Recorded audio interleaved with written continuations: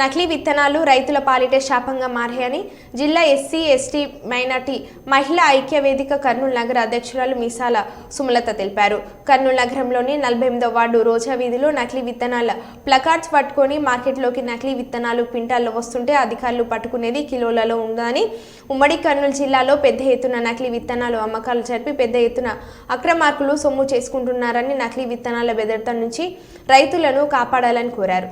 నకిలీ విత్తనాలు అమ్మే వారిపై ఉక్కుపాదం మోపాలని, నకిలీ విత్తనాలు అసలు వ్యాపారులను పట్టుకొని భవిష్యత్తులో నకిలీ విత్తనాల వ్యాపారం జరగకుండా చూడాలని కోరారు.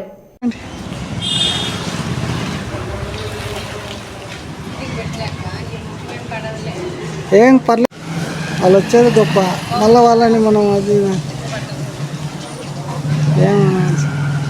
ఎవరింటికి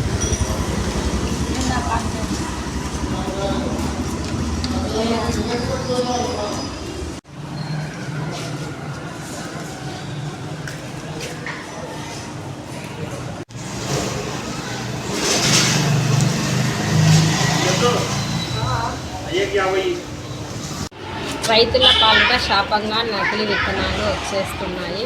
అక్రమాలు దందా పట్టించుకొని అధికారులు ఇప్పటికే ఉమ్మడి ఆదిలాబాద్ జిల్లాకు పెద్ద ఎత్తున చేరవేత, కానీ పట్టుకున్నది మాత్రం చాలా తక్కువ మాత్రమే.